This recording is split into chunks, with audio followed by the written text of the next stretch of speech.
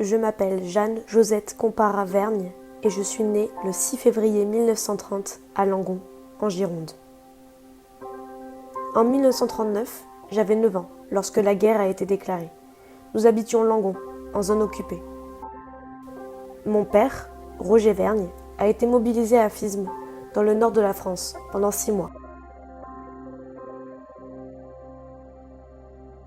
Il a également été passeur pour la résistance, aidant des juifs et des réfugiés à traverser la Garonne en barque.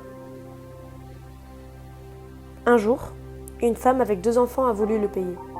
Elle ne parlait pas français. Elle a décousu un vêtement et lui a tendu des pierres précieuses. Il a refermé sa main et lui a fait comprendre qu'elle devait les garder, qu'elle en aurait encore besoin. La femme s'était mise à pleurer.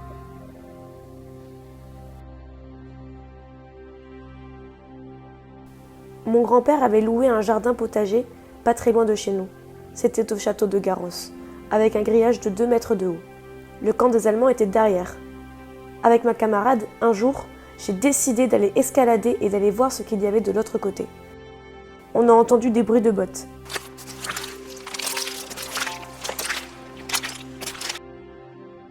On a eu si peur qu'on a sauté le grillage beaucoup plus vite qu'à l'aller. On était de l'autre côté quand on a vu passer le groupe d'Allemands. Ni ma mère, ni la sienne ne l'ont jamais su. On avait eu bien peur, parce qu'ils ne rigolaient pas, les Allemands.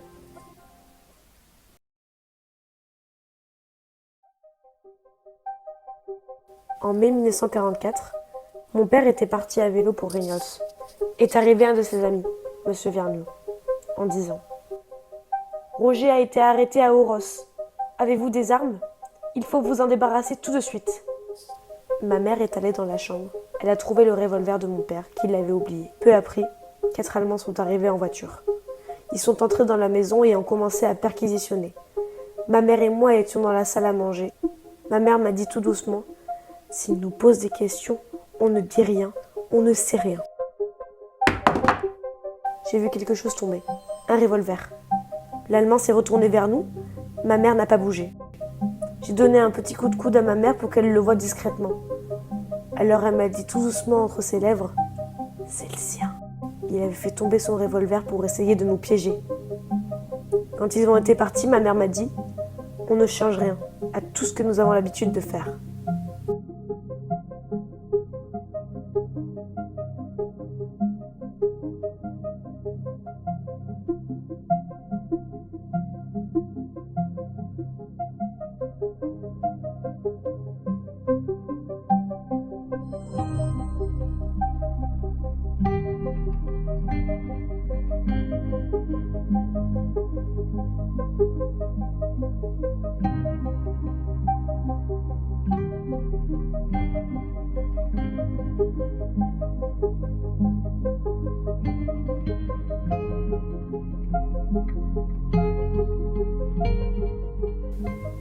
Mon père a ensuite été prisonnier au fort du Ha, à Bordeaux. Le 22 juillet, il a été libéré avec les autres prisonniers. Le 24 août, Langon a été libéré. La ville était en fête, tout le monde était dehors.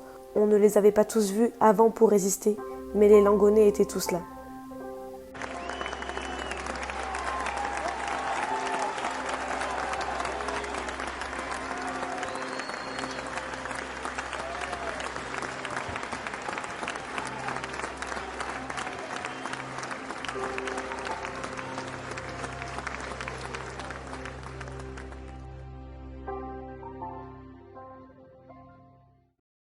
Ma classe passait sur un trottoir et les Allemands passaient sur la route.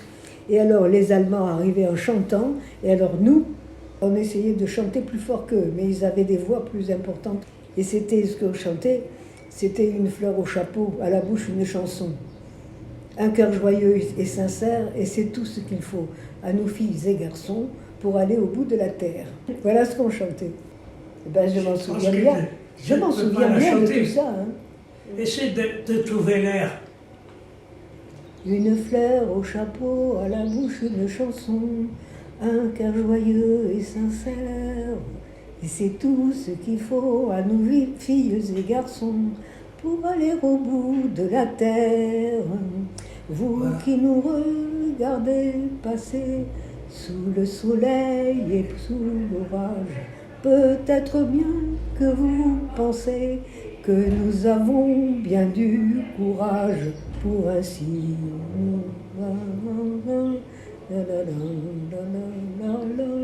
Vous ne savez ce que c'est, vous n'aurez jamais sans doute une fleur au chat.